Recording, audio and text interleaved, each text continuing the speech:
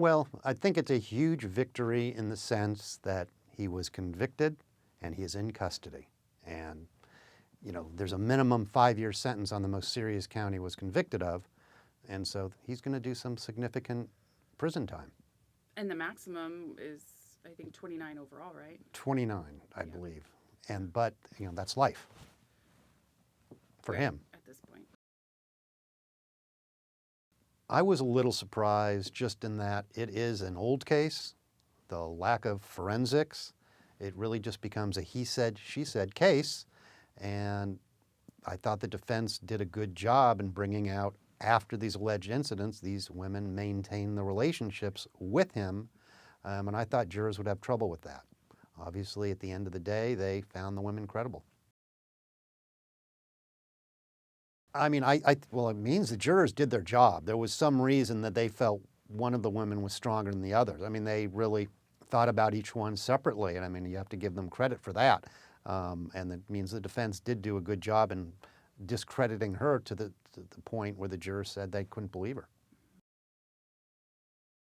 I think they took the position and they really argued that his power, not only the physical acts that occurred, but the way he psychologically, in a sense, abused the women and manipulated him was probably something, and again, I'd love to hear from the jurors, but something the jurors probably bought into.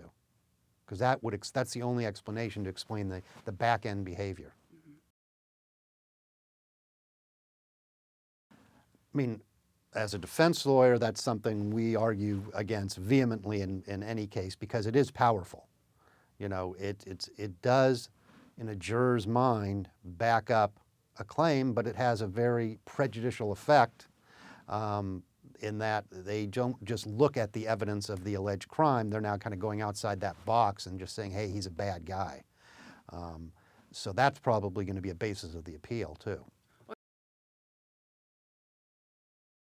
Well, I mean, any evidence that came in aside from the 2 victims, that were victims, they have their right to their day in court. Everything beyond that, becomes discretionary. So I think that's where the defense is going to focus, that, this judge allowed in too much information and too many people that really had no evidence regarding what happened with these 2 women. It's not like there was the bellman who said, I saw them, or something like that. It's just other women, and at what point does that arise to become so prejudicial he can't get a fair trial? Appeals are difficult, and they take a long time, too. And at this point, it appears he's going to be in custody while the appeal takes place. But, it's unlikely. Appeals are unlikely in most cases.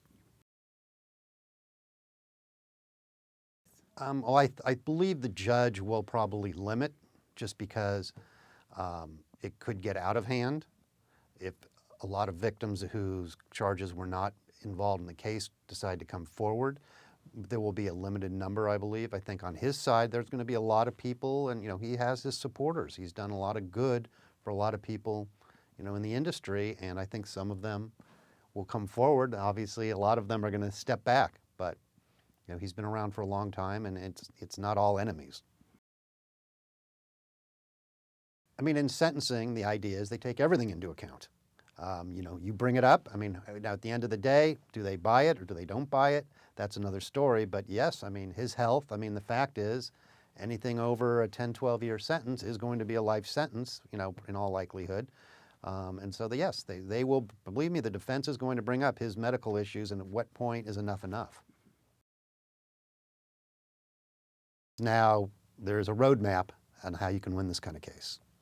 And I think that's definitely, if he had been acquitted across the board, LA would have had to reevaluate.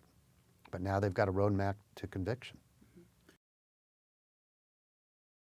That's not surprising. They're not going to let him bring in a cane or a walker. I mean, they need to. They'll put him on a wheelchair, and then they'll evaluate him on their own. I mean, once you're in the prison system, they have their own medical treatment, and he'll go to an infirmary, he'll be evaluated, and then they'll decide where is the appropriate place to keep him.